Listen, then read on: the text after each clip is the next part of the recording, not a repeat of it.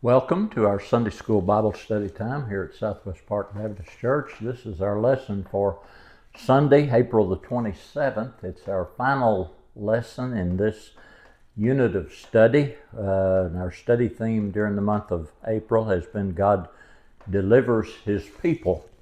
This week our lesson is entitled God Intervenes for His People.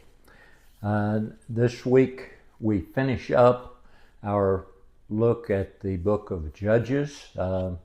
Last week we looked at several chapters in Judges that dealt with Gideon and his family. This week we move on from that. Our focal passage is in the 16th chapter of Judges, but the story of Samson is familiar to many, and it covers several chapters in Judges, so we'll kind of look at the big picture here concerning Samson. In the 10th chapter of Judges, we move on from Gideon's family, and for the next 45 years after that, a couple of judges named Tola and Jair judged Israel. But after Jair's death, Israel turned away from God and worshipped the idols, Baal and Ashtoreth and other foreign gods. And as a result of that, as the pattern, the cycle continues, God allowed them to be oppressed by the Philistines and the Ammonites for a period of 18 years.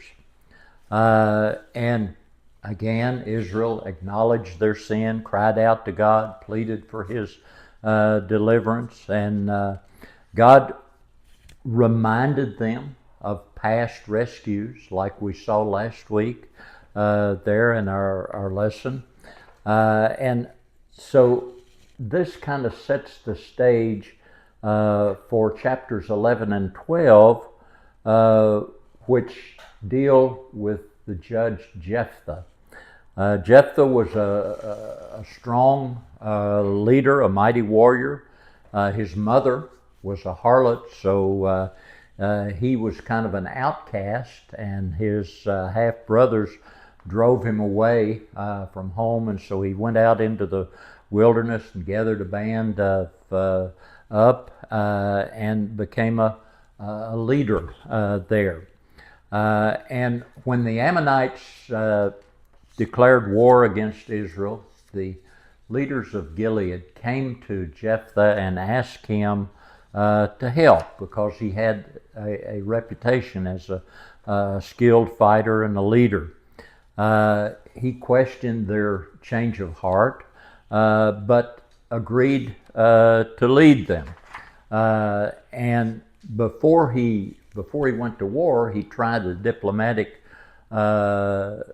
negotiation with the Ammonite king, which did not work. And so he went to war and he defeated the Ammonites. In the process of that, he made a really rash vow, promising to sacrifice whoever greeted him first on his return to Israel. When he returned home, his only daughter was the one that greeted him, and so that led to a terrible situation. Chapter 12, the Ephraimites confronted Jephthah. Again, like last week, they're angry that they were not invited to fight, and so they're angry that they were not invited to fight with the Ammonites. And so it led to a civil war between Gilead and Ephraim, and the Gileadites under Jephthah were victorious, but it led to like 42,000 deaths there. So Jephthah judged Israel for just 6 years before his death. He was a complex leader. He was known for his military prowess. He was known for his strategic thinking. He was known for his faith. He's one of those that's listed in Hebrews 11:32 in the roll call of faith in the New Testament. But he's also known for his rash decisions and his harsh treatment of his rivals. As we've said, his dispute with Ephraim escalated into a conflict where 42,000 of the people from Ephraim were killed. After that, there's three more of the prophets, Ibzan, Elon, and Abdon. And then as we move into chapter 13, we come to Samson. And it says in the first verse in chapter 13 that again the children of Israel did evil in the sight of the Lord, and the Lord delivered them into the hands of the Philistines for 40 years. And so then in verse 2, there was a certain man from Zorah of the family of the Danites. He's from the tribe of Dan, whose name was Manoah, and his wife was barren and had no children. And the angel of the Lord appeared to the woman and said to her, Indeed now you are barren and have borne no children, but you shall conceive and bear a son. Therefore, please be careful not to drink wine or similar drink, and not to eat anything unclean. For behold, you shall conceive and bear a son, and no razor shall come upon his head, for the child shall be a Nazarite to God from the womb, and he shall begin to deliver Israel out of the hand of the Philistines. So the Philistines are the oppressors this time, and Samson is the one who will deliver Israel. The story begins in the city of Zorah. It's about 15 miles west of Jerusalem.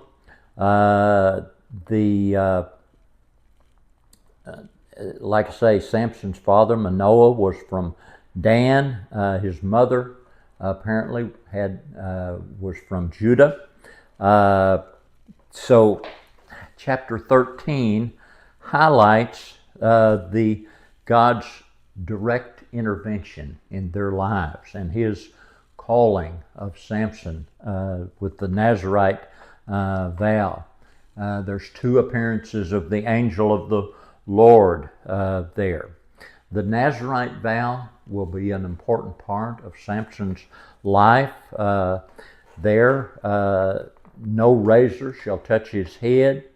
The angel of the Lord said he must abstain from wine and unclean food. The restrictions on the Nazarite vow are in Numbers chapter 6.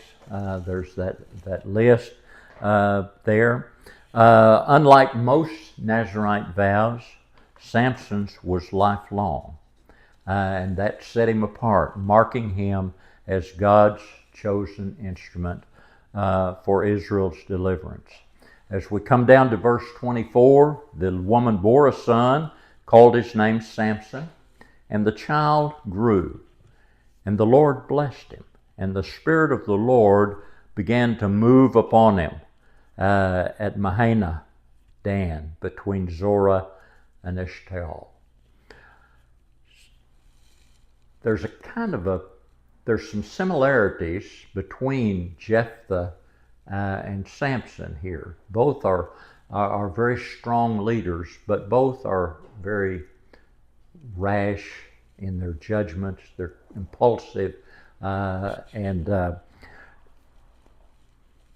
Samson, in contrast to Jephthah, had every advantage as a boy. Jephthah was an outcast. His mother was a harlot.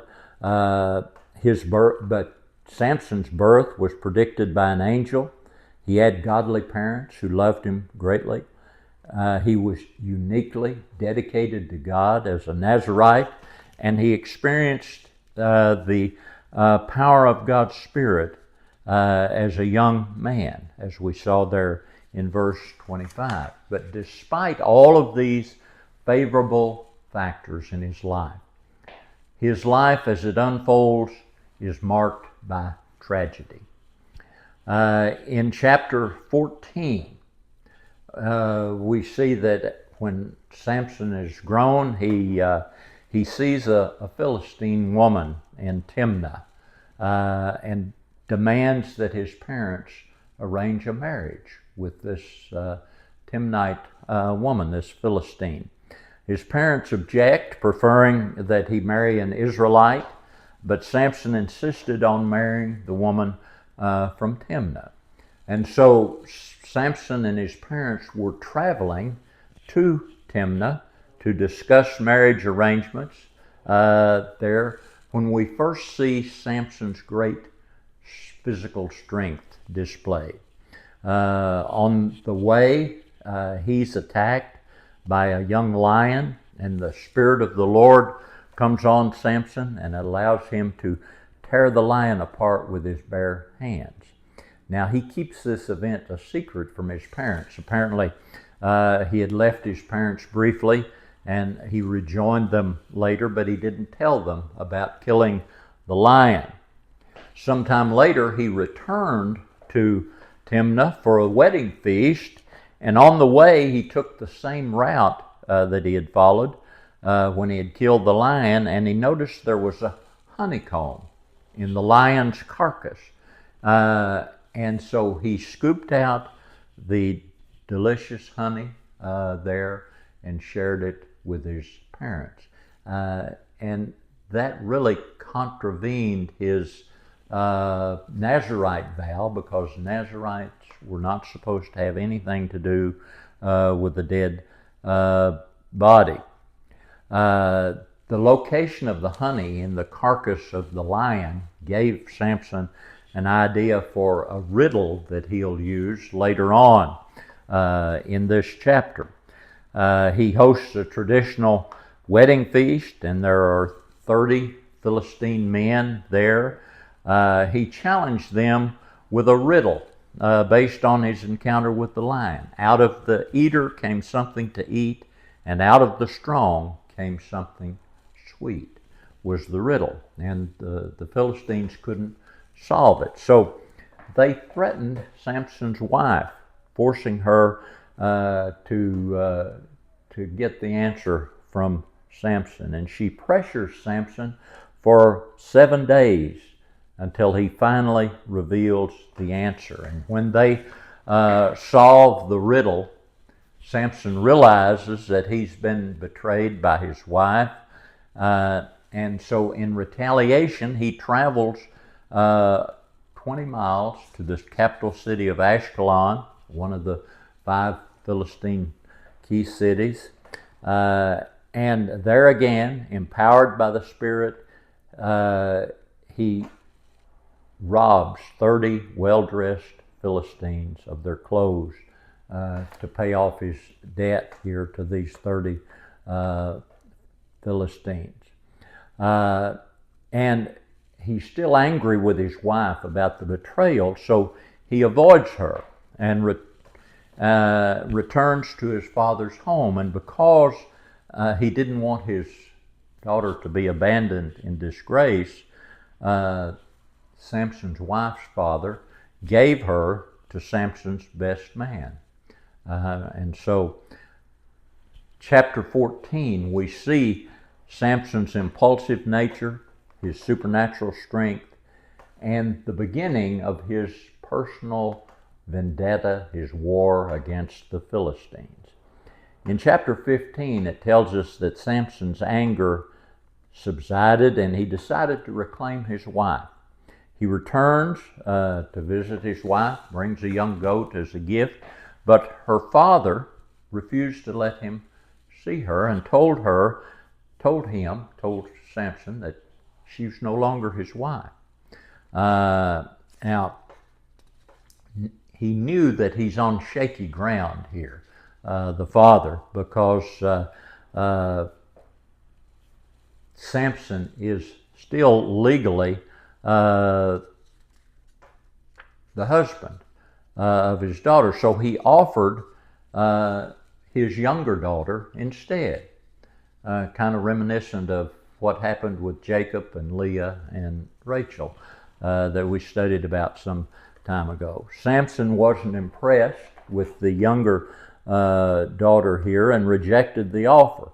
And so he held the Philistines responsible for this insult and felt like he had a right to take revenge. So he captures 300 foxes.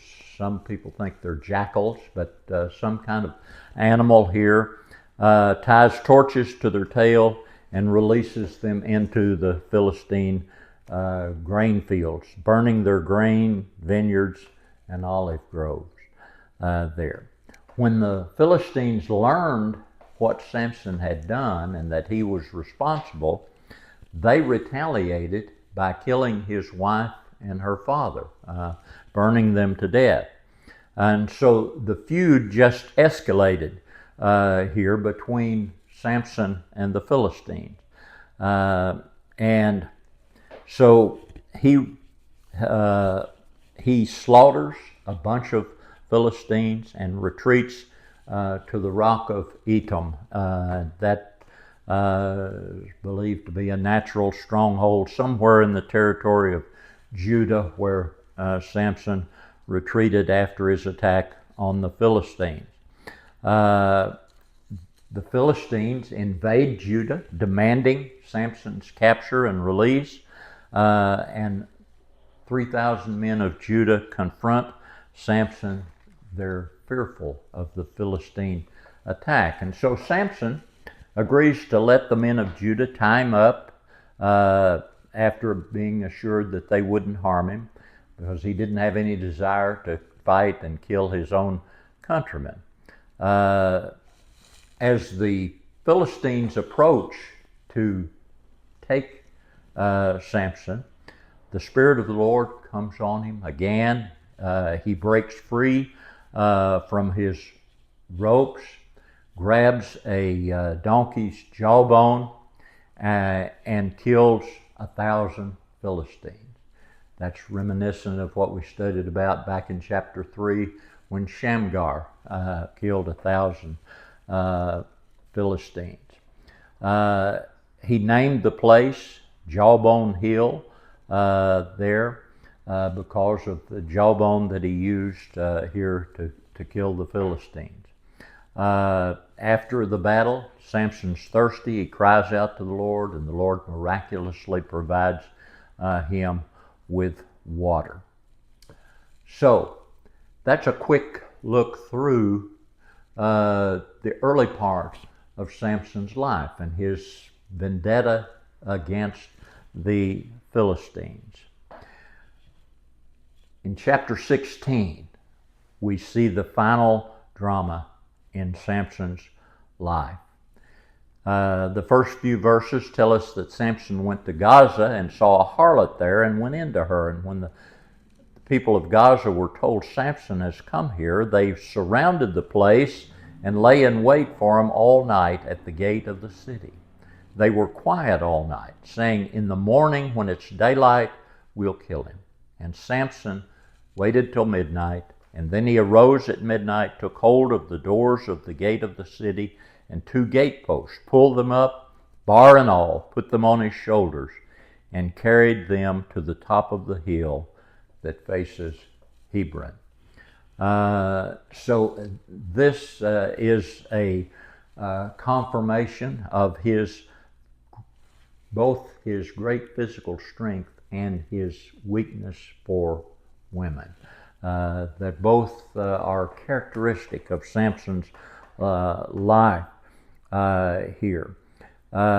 His sensual nature led him to this involvement with a prostitute, and the people of Gaza there thought they had him trapped.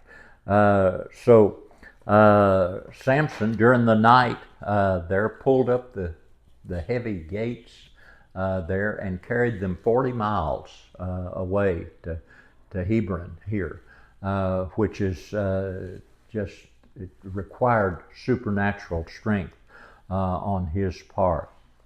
So that brings us up to where our lesson text picks up in verse 4. So let's read verses 4 and 5 in chapter 16. Sometime later, Samson fell in love with a woman named Delilah, who lived in the Sorek Valley. And the Philistine leaders went to her and said, "Persuade him to tell you where his great strength comes from, so we can overpower him, tie him up, and make him helpless. Each of us will then give you 1,100 pieces of silver." Delilah lived somewhere close to Samson's hometown. She's never directly called a Philistine woman in the scripture, but her proximity there to the Philistine occupied area and her close contact with their leaders indicate that she probably was a Philistine. Samson fell in love with Delilah, but the Bible never tells us that she loved him in return. Her name has become kind of synonymous with deception and seduction in literature, art, and film. Her story is a powerful story of manipulation and the consequences of misplaced love. Verse 5 tells us that the Philistine leaders went to her and asked her to persuade Samson to tell her what the source of his great strength was. And their objective, they didn't want to kill him, they just wanted to overpower him, capture him, tie him up here, and make him helpless there. Judges chapter 16, verses 6 through 15 describe Delilah's attempts to uncover his secret, the secret to his strength. In verses 6 through 9 was the first attempt. Delilah said to Samson, "Tell me where your great strength lies, and with what you may be bound to afflict you." So it's just a direct question here. And Samson responds to her, "If you bind me with 7 fresh bowstrings, not yet dried, then I shall become weak and be like any other man," he says. And so these Philistine leaders brought her the 7 bowstrings, and she bound them. The Philistines were lying in wait, waiting for him to be tied up. And she says to him, "The Philistines are upon you, Samson." And he broke those bowstrings easily. And so obviously that wasn't the secret of his strength. Delilah's objective here must have been obvious to Samson, but he's confident that he would never tell her the truth, and so he's just kind of playing with her for his own amusement, it seems. Warren Wiersbe says, when Delilah began to probe for the secret of his strength, Samson should have been aware of his danger, and like Joseph, he should have fled as fast as possible. But passion had gripped him, sin had anesthetized him, and he was unable to act rationally. Verses 10 through 12 describe her second attempt to get the information. She accuses Samson of mocking her. "Look, you've mocked me and told me lies. Now please tell me what you may be bound with." And so he said to her, "If they bind me securely with new ropes," literally ropes with which work has never been done, "then I shall become weak and be like any other man." And so that's exactly what she did. She took new ropes, she bound them with him, and said to him, "The Philistines are upon you, Samson." And men were lying in wait, but he broke them off his arms like a thread. So verses 13 and 14 describe the third attempt. Delilah said to Samson, "Until now you've mocked me and told me lies. Tell me what you may be bound with." And he said to her, "If you weave the 7 locks of my head into the web of the loom." And so that's what she did. She got him to go to sleep. She wove it tightly with the batten of the loom, and she woke him up, and he pulled out of the batten and the web from the loom. So 3 times she has asked him, and he has given her an answer which doesn't prove true. In verse 15,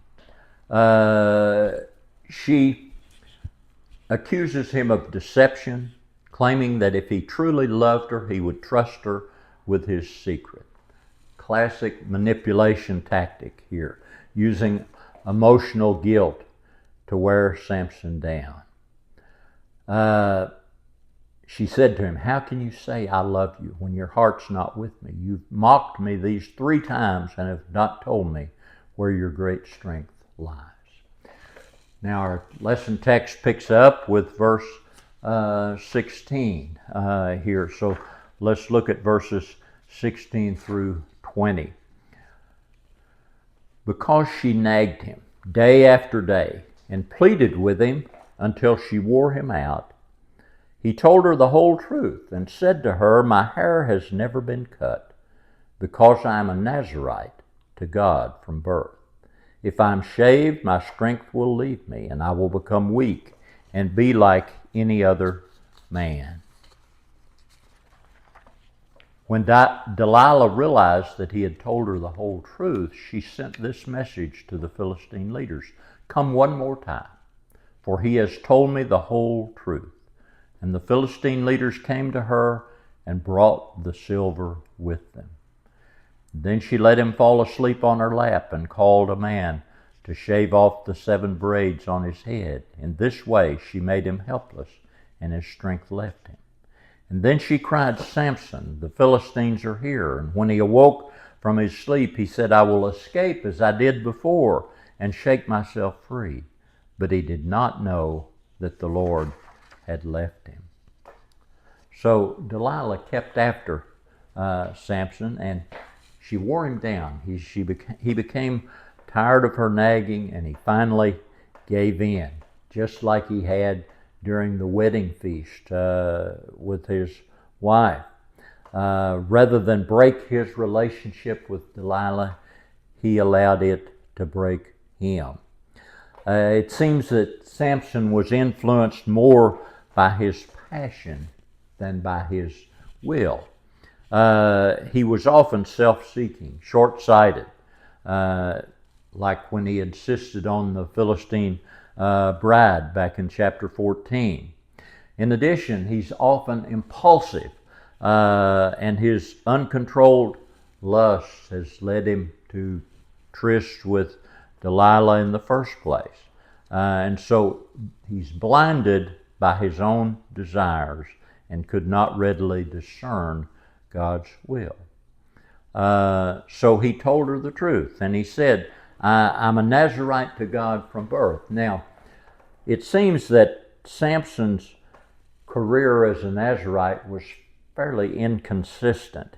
He'd been careless about staying away from dead bodies, as we've seen. There's some indication that he'd been careless about keeping his distance from the wine and that sort of thing there. But his long hair, as a symbol of his dedication to God, was not ever compromised at all. And it's one of the specific points that the angel had spoken of back in chapter 13. So perhaps it exceeded the other Nazirite restrictions in importance. Verse 18 tells us that Delilah realizes that this time he's told her the truth. Now, you wonder if the Philistine leaders weren't skeptical. It appears that they had left. They had kind of given up. So she sent the message back to them, come one more time because he's told me the whole truth this time. And so they came and they brought that silver that they had promised her. Each one 1,100 shekels there. So it's a massive bribe that they're offering her. So, verse 19, she let him fall asleep on her lap, and she called someone in to cut off his braided hair. And as the scripture tells us in verse 19, she made him helpless, and his strength left him. C.H. McIntosh observes, the lap of Delilah proved too strong for the heart of Samson, and what 1,000 Philistines couldn't do was done by the ensnaring influence of this single woman. And then she cries out as she had before, Samson, the Philistines are here. And he woke up. And he woke up thinking, well, I'll escape just like I did every other time. But this time, he didn't realize the Lord had left him. Now, the source of Samson's strength was ultimately the Lord, as is made clear here. With the shaving of his hair, his last Nazirite vow was broken and his strength left him. That long hair, while not the source of his power, was the outward indication of his being a Nazirite, his separation to God.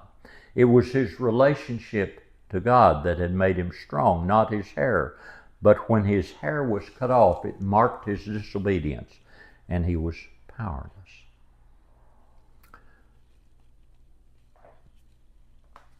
Verses 21 through 30 give us the rest of the story. So let's look at those. The Philistines seized him and gouged out his eyes.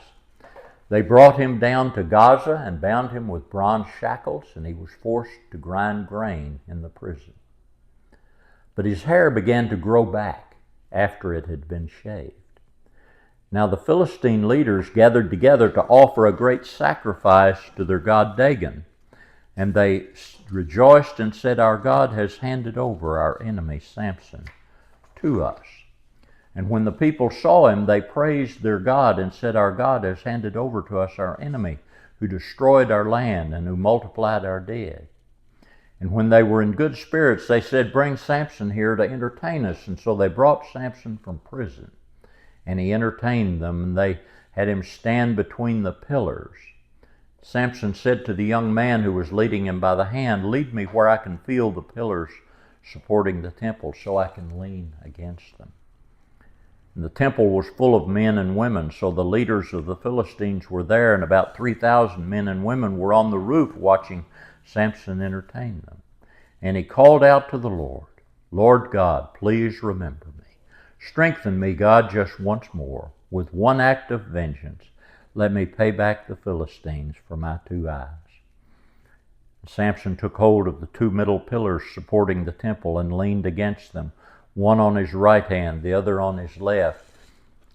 And Samson said, let me die with the Philistines. And he pushed with all his might, and the temple fell on the leaders and all the people in it. And those he killed at his death were more than those he had killed in his life. The Philistines easily overpowered Samson, and they finally captured him, like they had wanted to do for such a long time. They put out his eyes, they blinded him, they bound him, and they took him to Gaza, where they put him to work, grinding meal. That was work that was usually assigned to slaves and women and donkeys. Several commentators have said that Judges 16:21 reminds us of the blinding, binding, and grinding results of sin. The Jews considered loss of eyesight a terrible curse. Samson's feet were fettered by bronze shackles, and he was forced to work in a prison in Gaza. This is the same city from which he had once escaped. Verse 22 is important, but his hair began to grow back after it had been shaved. Verse 20 tells us the Lord had left him. Verse 19 tells us his strength had left him. But did it leave him permanently? No. God's love for Samson, like God's love for Israel, and like God's love for us, had not been exhausted, despite Samson's foolishness and sin. Though the symbol of his power and presence in Samson's life, the long hair, had been cut, the hair began to grow again.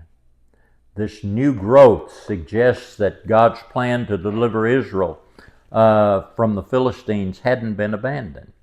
And it may also have reminded Samson of God's care for him, giving him hope. The emphasis here on his hair growing back shows that the Lord was not through with Samson. The capture of Samson, of course, led to great rejoicing with the Philistines, and they had a national festival in honor of Dagon, their god of grain. Dagon was their chief god, their chief deity. Temples dedicated to him have been unearthed in northern Syria that date back to the time of Samson. A Philistine temple for Dagon was at Bethshan in northern Israel during the days of Saul. And it was in another such temple that the Philistines stored the Ark of the Covenant for a time. And we'll study about that later on. So the Philistines attributed Samson's downfall directly to this god Dagon. And that theological error led to the destruction of Dagon's temple. Samson had fallen into their hands not because Dagon had defeated the Lord, but because Samson's sinfulness had caused the God of Israel to abandon him. The Philistines vividly remembered Samson's reign of terror when he had destroyed their crops and killed their soldiers. It had been a time of devastation, death, and even the grain had been put to the torch. But that sense of devastation now is replaced by laughter and feasting, and they called for the once invincible Samson to be brought before them to entertain or amuse them. They intended to mock Samson as he performed for them. And from the noise around him and above him, Samson could evidently tell that he was near the center of the building, and so he asked the young man that was assigned to attend him. He's blind, so he has to be led from place to place to show him where, so that he could feel the pillars that supported the temple. And he did, and so he found the temples, and verses 23 or 27 tells us that the temple was full of people. Even people were on the roof here watching Samson's humiliation. And he cries out to the Lord. He demonstrates faith in God, in calling upon God, in believing that God would help him. And yet his plea is basically a desire for revenge against the Philistines. So we see both sides there of Samson's nature. He took hold of the two middle pillars and Basically, he just pushed the pillars off their foundation here. And as verse 30 tells us, those he killed at his death were more than he had killed in his life. He understood that he's going to die here with his actions here. Now you might wonder how the dislodging of just two pillars here could bring down the whole building. But numerous temples from that era with the supporting pillars that are described here have been excavated. The excavation of one of those temples revealed a structure with a long room, the roof of which was supported by two wooden pillars set on round, well-made stone bases. That's kind of what we see described here. So this temple of Dagon in Gaza probably had the same kind of construction. As I said, he killed many more when he died, including the supposed god, Dagon, than he had killed while he lived. So the victory is unquestionably the Lord's, even though it's achieved through Samson's death. Samson's faith is clearly evident, and that's why the author of Hebrews includes him in that roll call of faith. Verse 31 tells us that his brothers and his father's household came down and took him and brought him up and buried him between Zorah and Eshtaol in the tomb of his father Manoah. And he had judged Israel for 20 years. Despite all of his flaws and his impulsive nature, he's a key figure in Israel's fight against the Philistine oppression. The rest of Judges, the next few chapters, 17, 18, 19, 20, and 21, here have some interesting stories, but one of the common themes in those chapters is restated as the last verse in Judges. In those days, there was no king in Israel. Everyone did what was right in his own eyes. That phrase, everyone did what was right in his own eyes, highlights the moral and spiritual disorder that came to Israel. Personal desire and subjective morality dictated their behavior. That led to idolatry, violence, social instability. And we've seen that throughout Judges. And that kind of sets the stage for our next unit of study. As we begin, we'll look next week at Ruth and then the first few chapters of 1 Samuel.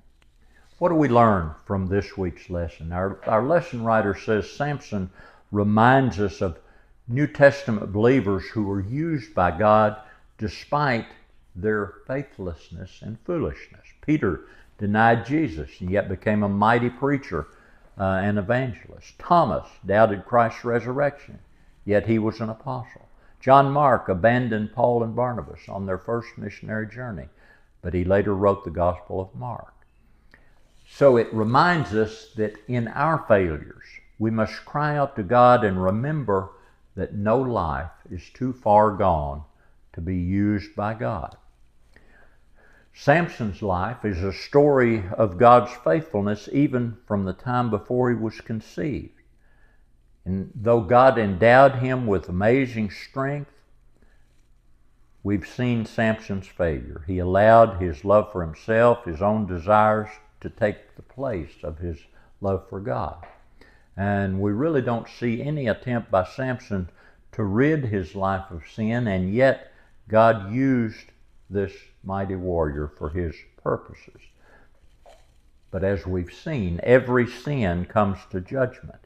And in the focal passage in today's lesson, we see God allowed Samson's death to come at the hands of Delilah and the Philistines. But with his final breath, he cries out to God in faith, and though it seemed the Philistines had the final victory, it was God who got the victory and received the glory. This is a cautionary tale for us in a lot of ways. Disobedience can develop as a pattern in our lives. Samson sinned repeatedly in his relationships with women, and his spiritual apathy contributed to his downfall. It's impossible for believers today to consider the areas in which we're susceptible to being tempted to disobey God. It's important for us to consider those areas. Knowing our weaknesses positions us to rely on God and grow more faithful. Samson's story is a great reminder that there are Bible verses that we need to have memorized that talk about our dependence on God and the power of God. Isaiah 41:10, "Fear not, for I am with you. Be not dismayed, for I am your God.